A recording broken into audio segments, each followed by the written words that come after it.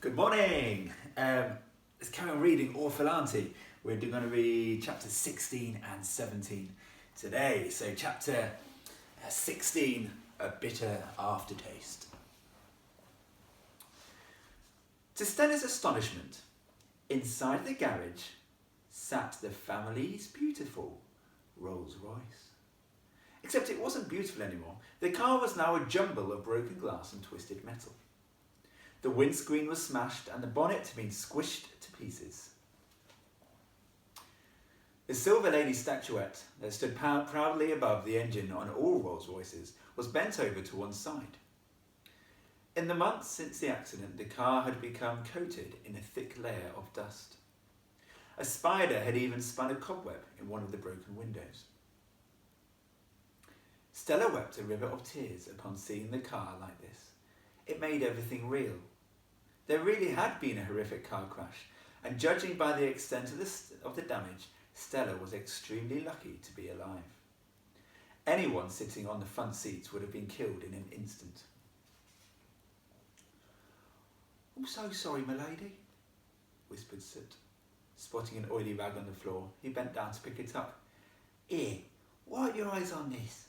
I know it's not one of your posh lacy handkerchiefs, but it's the best I can do." Stella was touched by his kindness and took it with a smile. "Maybe I was wrong to tap my aunt. She must be telling the truth about the accident," said the girl. She sniffed as she wiped her face, which was now a mess of tears, coal and soot. "Why lock you down in the coal cellar if the old witch has nothing to hide?" "She said it was for my own good," reasoned Stella, "so I wouldn't try running away again in the middle of the night." The ghost shook his head. "It smells very fishy to me, my lady. Now think, can you remember anything about the crash?" he asked. "Anything at all?" The girl searched her mind. "It's all such a blur." "Anything," insisted Soot. "Don't have to be something big. Anything. Something small might give us a great big clue to solving the case." The ghost was really sounding like a detective now. Stella thought for a moment before retracing the events of that day in her mind. "Papa and Mama and I were going to motor down to London. Papa had to go to the bank again. You see, my aunt had got us all into terrible debt, and Papa is..." The girl stopped herself for a moment as Soot offered her a supportive smile. "I mean, Papa was so charming and clever, he always managed to persuade the bank manager to let us keep Saxby Hall. And Mama knew I wanted to see Buckingham Palace, where the king lives. We never had any money to go inside anywhere, but I didn't mind. I loved my Mama so much, it never mattered what we did, just as long as we were together." My arm tucked into hers. "Your old Ma must have been a very special lady," murmured Soot. For a moment the pair stood in the garage in a sad silence as the sound of a snowstorm swirled outside. "She was," Stella agreed eventually. She'd never have thought that the former Lady Saxby would be described as "your old Ma," but she used to meant it nicely. "What about your aunt? Did she come with you?" asked the boy. The girl shook her head. "Papa asked her if she wanted to come, but she said no. Sometimes she would want to ride into London to buy toys for her pet owl to rip to shreds, but not that day." "That bird gives me the willies," exclaimed Soot. "He's had a good peck at me over the years, chased me up chimneys quite a few times." "They say animals can sense ghosts," said Stella. "It's more than sense, my lady. He can see me as clear as day, all animals can. So why didn't your aunt come too?" "Oh yes, well, Alberta was very sure she wanted to stay at home." "Interesting. Very interesting." The ghost was rubbing his chin now, taking to this sleuthing role perfectly. "So do you remember anything at all about the crash?" "No," replied the girl. "Nothing at all. The last thing I recall was feeling very ill and passing out on the back seat of the Rolls." The ghost had been pacing up and down the garage, but now stopped dead still. This sounded like an important clue. "Ill, my lady?" I was feeling sick, and I was sweating even though it was a cold day. Go on. As we motored into town, I kept on closing my eyes. The last time I closed them, that's when the Rolls Royce must have crashed. What about your ma and pa? The girl's mind was racing. It was all coming back to her. Mama told me she didn't feel well either, but she knew Papa's meeting with the bank manager was very important. He had to save Saxby Hall. She didn't want him to have to turn back for her. Soot was convinced they were onto something now. What about your pa? I don't know, replied the girl with a sigh. If he wasn't feeling well, he hid it, but that's what Papa was like.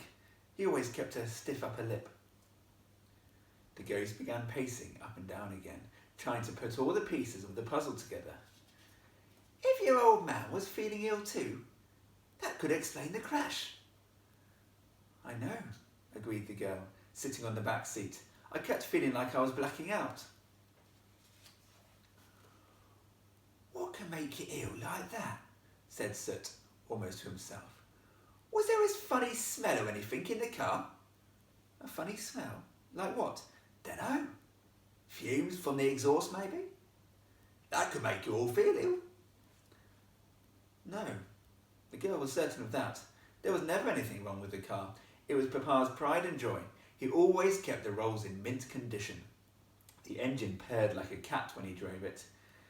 Then if it's not the car, muttered the ghost, there must be something else. Do you all have anything strange to eat that morning? No, Mama cooked us boiled eggs with soldiers. We had that for breakfast every day. Suddenly Stella remembered something. But, yeah, the ghost seized upon this. Well, Aunt Alberta made us all a pot of tea that morning. A pot of tea? Yes, but she never made us tea. She would never normally do anything like that for us ever. That's why I remembered it. And I remember saying to Ma that the tea tasted funny. Funny? Well, I mean, funny, peculiar, strange. But Mama told me to drink it up so as not to be rude to Alberta. I couldn't stomach it though, so when nobody was looking, I poured my cup out into a plant pot. What did it taste like, my lady? Asked Soot. Stella was desperately trying to remember. I must have only had a mouthful. Bitter somehow. I put lashings of milk and sugar in my tea, but it definitely had a bitter aftertaste. Did your aunt have any of her tea?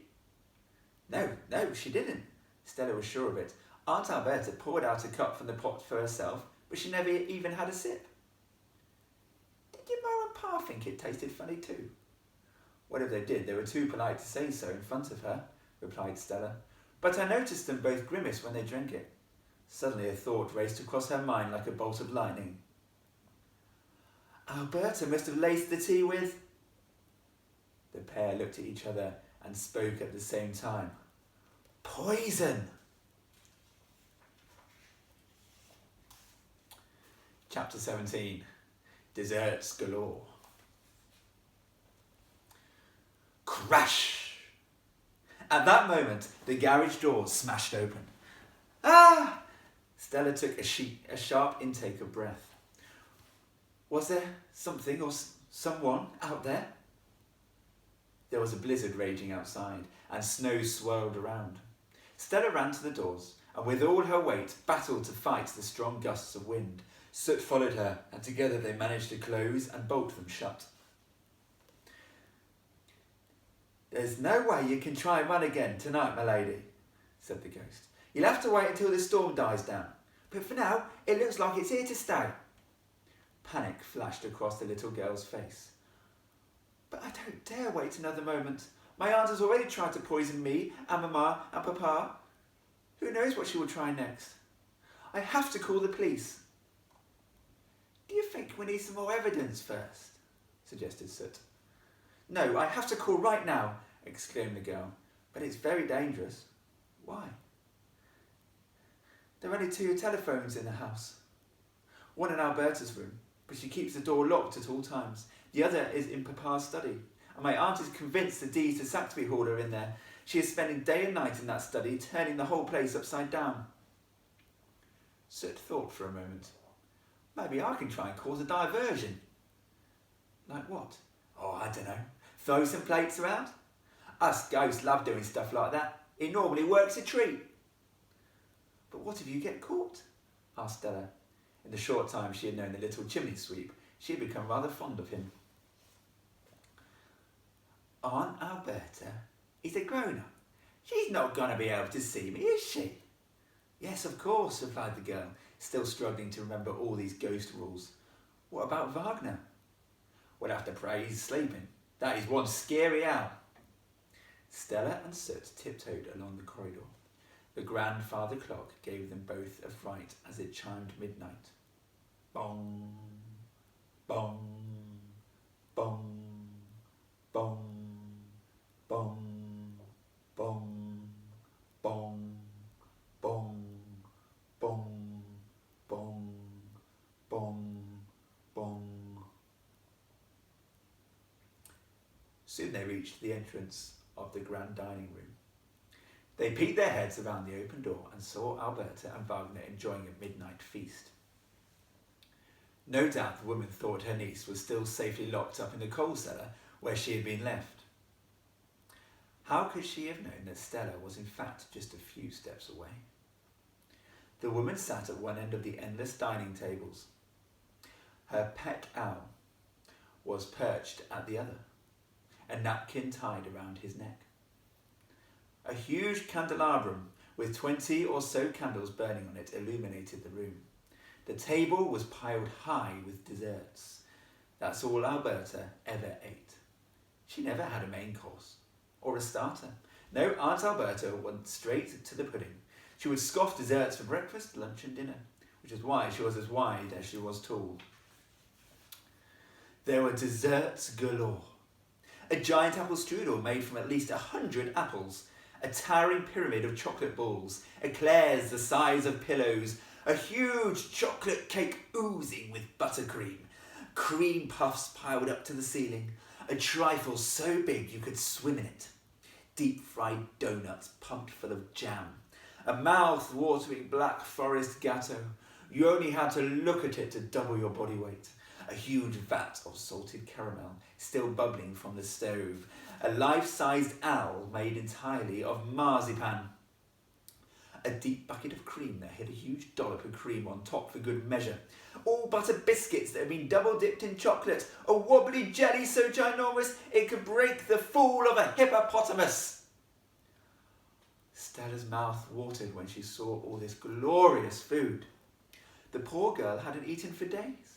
For a moment, she thought she might faint at the sweet smell of it all. Aunt Alberta was tucking in greedily, making loud slurping noises and belching between mouthfuls. Alberta could have won bronze, silver and gold at the burping Olympics. Meanwhile, Wagner was helping himself from a cold buffet of dead woodland creatures.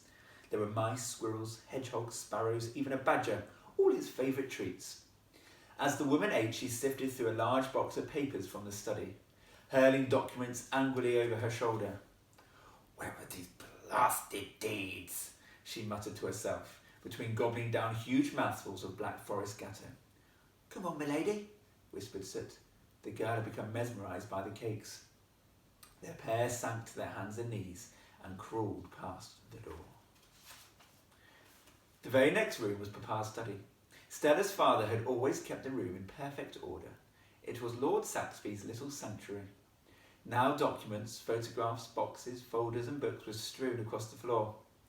The desk had been upturned, glass smashed on the cabinets, and Papa's large leather chair had been ripped open with a knife. It was as if a bomb had exploded in there.